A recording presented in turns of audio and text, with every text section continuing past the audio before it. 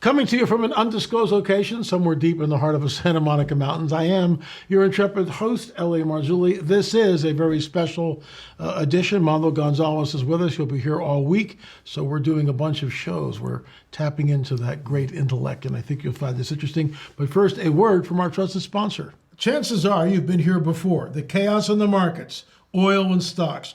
Just when you thought it was safe and interest rates were rising, new threats come out of nowhere. Tensions are boiling from Asia to Europe. Adaptation is the key here to safeguarding your wealth. You may have not considered gold before, but folks, it's not speculation, it's insurance. And right now, I think all of us need as much insurance as we possibly can get. Noble Gold Investments have been protecting investors from disaster for years with precious metals. If you're worried, it might be time to take a fresh look at gold and silver. Gold is a proven safe haven shield for your portfolio and a volatility balance against uncertainty. If it helps, Noble Gold Investments is offering a free 3-ounce silver American Virtue coin with its new IRAs this month. If you open up your gold investment IRA or 401k rollover, you can claim your coin today. Remember, crisis brews, portfolios waver, gold insulates. Folks, we've done it. Gold is hitting some record highs, at least it was last week. We'll see what it continues to do. Go to noblegoldinvestments.com. That's noblegoldinvestments.com. Noblegoldinvestments.com. We've invested, and it's the only gold company I trust. Once again, noblegoldinvestments.com. So, Mando, we're talking about the DNA results. You and I have been down to Peru numerous times. You were the archaeologist who created the paperwork, dare I say, that took us years to get, but we got the actual permits. And then, of course, we find out after the fact that, oh, well, we could just take samples from a private museum. You didn't need the permits. It was just like unbelievable. But I want you to tell the audience how we first met and how all that came to be. And here we are a decade later, you know, in the studio talking about this. Tell us. Yeah, to me, I don't even really remember. You were really big on a blog. I had a blog, This was like yeah. in 2014. And of course, I had come across the skulls, and I was like, what is this stuff? Because I had never even heard of it or seen of it. And so I was intrigued naturally when you see a skull like this and whether it was real. Like, no way. How is that real? Of course, in 14, I had already had my degree in archaeology. And so I came across your blog somehow, and then updates, and you said on there, hey, I'm looking for a Christian archaeologist. And I was like, oh, well, that's who I am. Well, I was like, I don't have my PhD, I have my master's, but so I reached out to you, and then we talked, and your first question to me, which is the best, is, do you know how to return an email? And I'm like, yeah, I communicate. I was a pastor at the time, and so I'm like, yeah, I can respond. So then that's really how it came to be, and just the idea of your frustration of trying to just get the paperwork completed, especially because of the language barrier in the sense of with Spanish and the Peruvian government, and providing that framework to have it. They had very specific expectations. Very much so, yeah. Project, potentials, and so we created all that, sent it in, and we actually had Patricia, who was a PhD archaeologist from Spain. We had another woman, so we had her help to make sure all our Spanish was good. I mean, I do okay, but all the technical stuff she handled, and then we got approved in general. That would be the best way to say it. Well, it's amazing. We did get approved, and all of a sudden we get this call from, I won't mention the guy's name, but from the archaeologist down in Peru, and he gives us this little window. Well, that was like 3 years later. 3 years later. Yeah, it was 3 years later that we get this window. Right. Yeah. Out of the blue. Okay, you've been approved, but you got this window. Come down and take the samples. Within it was like 6 weeks. Got it all done in 6 weeks. Yeah, and we did. Yep. We went down there. And I want to thank our donors who have remained anonymous through this entire ordeal, because in some ways it was an ordeal. But they gave us the money that enabled us to mount the expedition and pay for all the labs. And we went down to Peru numerous times and talked to tons of people, and of course all the labs that were involved in this. And it was just this whole weighty process. And then of course we did the DNA reveal, where we had everyone come in and talk about what we were looking at. And of course you gave us a DNA report on that. But we were down, so you and I hop on a plane and we fly into Peru, and we landed in Lima, of course. We stayed there, and then we went out to, we had a driver, and we went out to the ICA Museum, and we met their archaeologists there.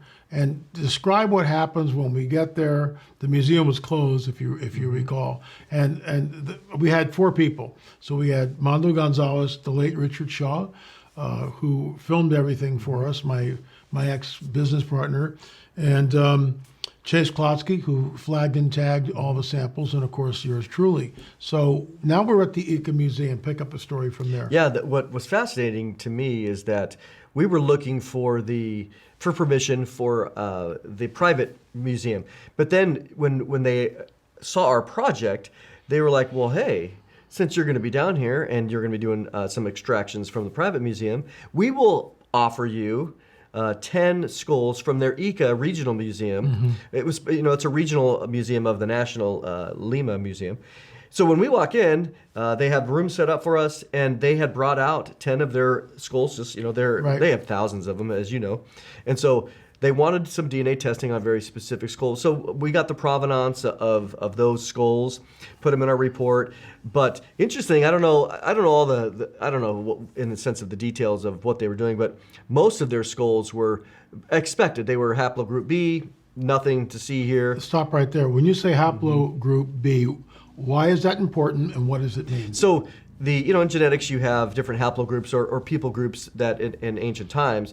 Well, B is the letter that they assign towards really indigenous peoples that came across from The Bering Strait, yeah, Bering Mongolia, Land Bridge. that. Right. So you have this idea of them coming down and populating all through, and so it's very clear.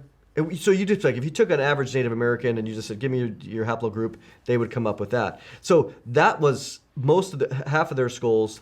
5 out of the 10 came up with that, but they had 3. One of them we couldn't test; it was just completely degraded. But the other one that they had was anomalous, and so that's really what we say anomalous. We talk about rewriting history because it goes against expectation. Exactly. So that was their skulls, their old provenance. Of course, we had ours in the sense of what the private museum, but that was really the goal. But we came in there. It was like CSI. I mean, we had all the protocols perfectly dialed in. We had suits. We changed suits. We made sure For every skull we changed suits, for right. every skull. So I think we did. Actually, I think we did maybe 3 at a time. I don't remember because that was we had 10, but nevertheless, Well, my recollection is 1 skull at a time, And then we wouldn't change this. and Yeah, I then we forgot. wouldn't change. Yeah, So, because but- we had I think 40 lab suits to change, and so we had plenty of lab suits. that's the key because there's the accusation that it's contaminated, Right. but that's why we went to these nth degrees. But secondly, we also gave our DNA, Yeah. because and most of the DNA. We maybe could talk about that for a minute. That you have mitochondrial DNA, and then you have the nuclear DNA, which is the father side. The mitochondrial is the mother side. So, but there's so much more mitochondrial DNA than the nuclear DNA. Right. And so this we didn't get any of the nuclear, which is really what we wanted. We wanted to have the full lineage of the paternal side and the maternal side, which we didn't. So for our DNA, clearly, you would get father Nuclear, and mother. yeah, You would get you would nuclear. get nuclear, So we didn't right. get nuclear of anything, which means again our DNA wasn't found in there to contaminate it. But even on the maternal side, that's how we were able still to determine the haplogroups. And again, we had 18 skulls, 58 samples. We had bone, we had hair, Hair, we had teeth, we had pieces of bone. So we tried to be redundant, not only in the type of material that we had, but also, as you know, clearly for the different labs. And we did it blind. That was the key, to see that lab with that particular piece of bone and that lab with the bone or maybe hair. They Something came back different, the same. They came back the same haplogroup. Yep. And this guy here was tested at 3 different labs. This is the baby skull, 2,000 years old, 1,956 years, carbon-14 dating. And it's funny now, the lab that was doing the carbon-14, because they know who we are, now they call it pseudoscience. It's unbelievable.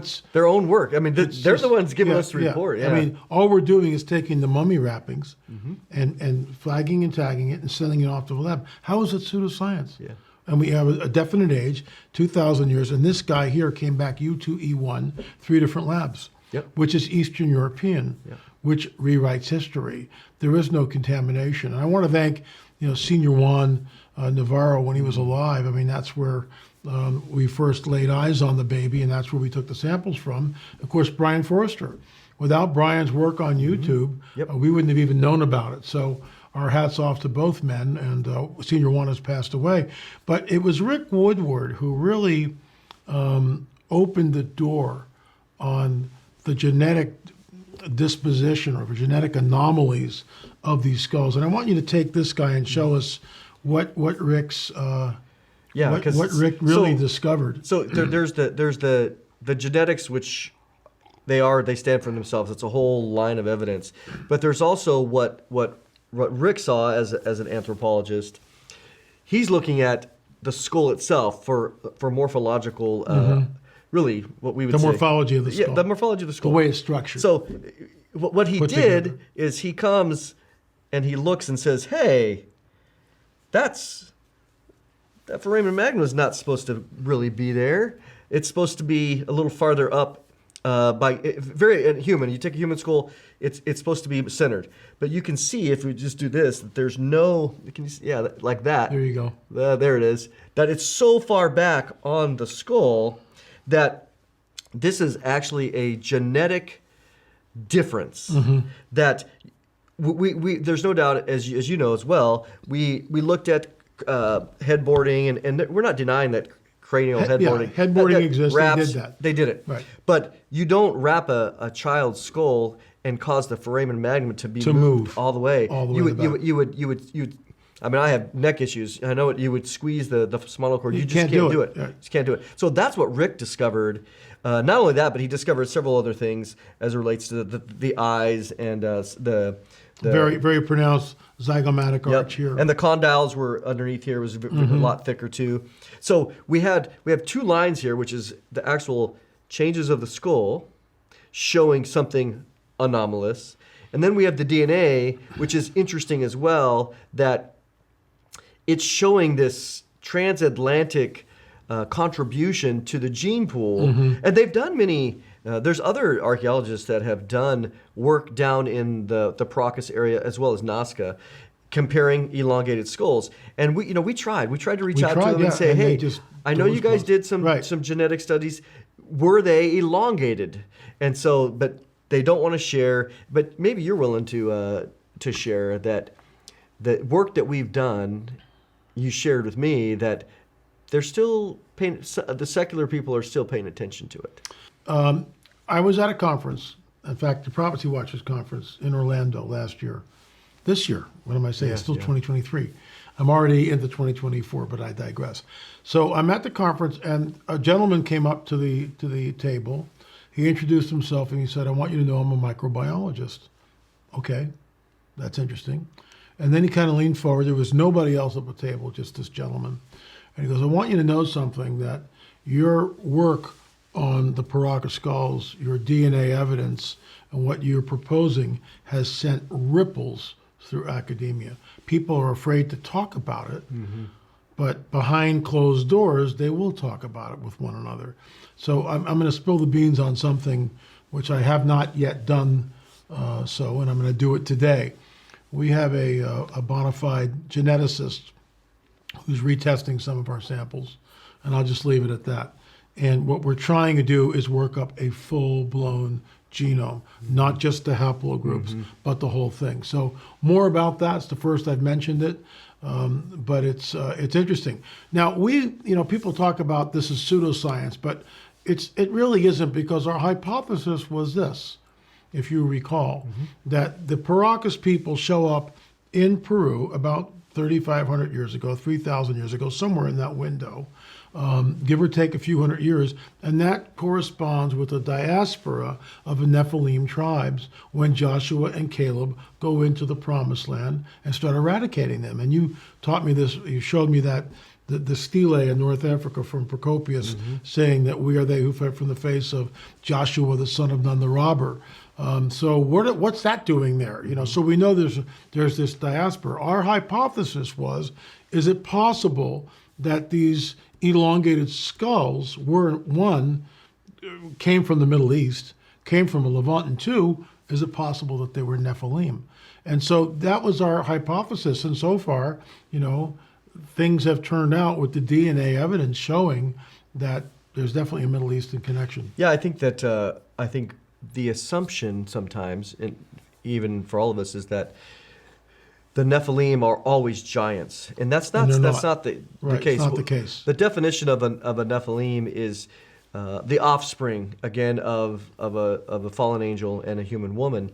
So what we see, the key big picture is that you have an interruption in normal human genetics. So you have an outside influence, a supernatural influence. That's the key. Is that when the fallen They're angels, mixing the seed. They're mixing. They're coming in. The sons of God come in, and they're introducing a foreign element, which is exactly what Jude 6 and 2 Peter 2. 4, Exactly. Sure. It's introducing quote this. that. Quote the Jude passage. The Jude is that it was strange. You have strange flesh. Right, going after strange flesh. And that they left their proper abode and their domain. So you have their authority.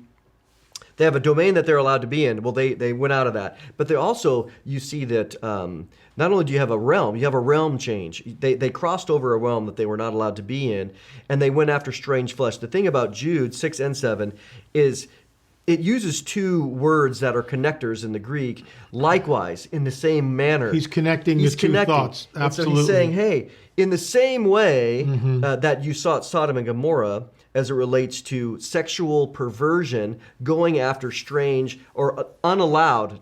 That's, again, as in the biblical frame, as a man, I'm not allowed to go after another man. I can, but I'm not allowed. Right. And that's what Jude is saying, is in the same way that you have the sin of homosexuality, they were going against something that was not allowed. The angels could, but they were not allowed, but they did. Just like today, you have a man going after man. They do. And so that's really what we see is this introduction into the uncontaminated human genome, something from the outside. So what we see now in these skulls is we see some anomalies as it relates to the genetics coming from Eastern Europe and others, because as you know, when you go to the Caucasus region, they have elongated skulls. They find their own elongated skulls. Yeah. So it's interesting there that were those part of the Nephilim tribes that made their way over and then introduced that genetic marker into the indigenous culture of Peru or really Western South America.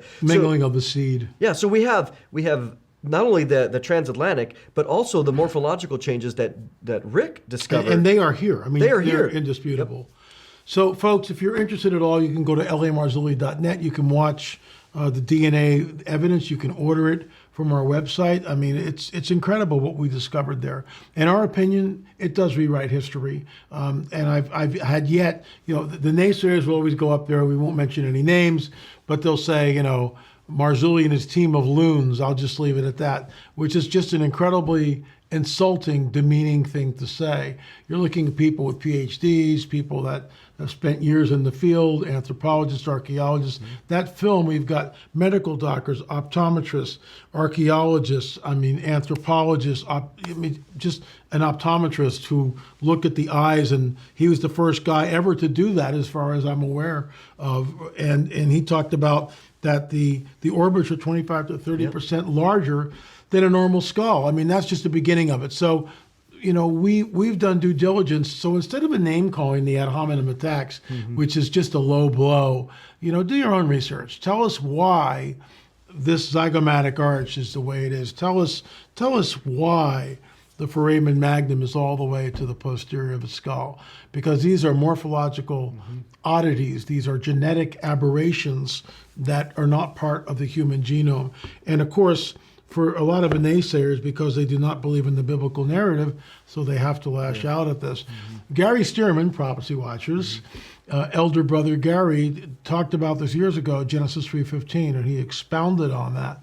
So there you go, folks. There's lots of resources on our site. Also, Prophecy Watchers. Mondo, I'll give you the last word, and thanks for coming on the record. Yeah, I think that when we look at these, people say, well, why are we doing this? Why are we messing with the elongated skulls? Well, what we're showing here, what the evidence is showing, is that there has been a tampering Yes. of the genetic thing, which of the human genetic population, the gene pool, which is consistent with Genesis 6. So what we're seeing here, this is direct evidence of the principle that we see introduced in the biblical text. That's why it's so amazing and so important, because again, in Joshua 11, you see this where verses 21 through 23, the idea of the Nephilim fleeing west. Right. It says they fled west there into the basically the Gaza, the same things that we see going on Really today. interesting, right? The Pentapolis of the Philistine cities.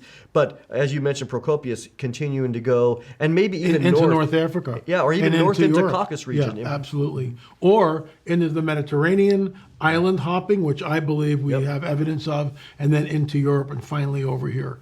Thanks so much for coming on the record. We'll be back again tomorrow with our very special guest all week, Mondo Gonzalez from Prophecy Watchers. Check out their site, prophecywatchers.com. Please check out ours, our Christmas store. Everything's 20% off in the store. Merry Christmas, one and all, and we'll see you tomorrow. Thanks for watching.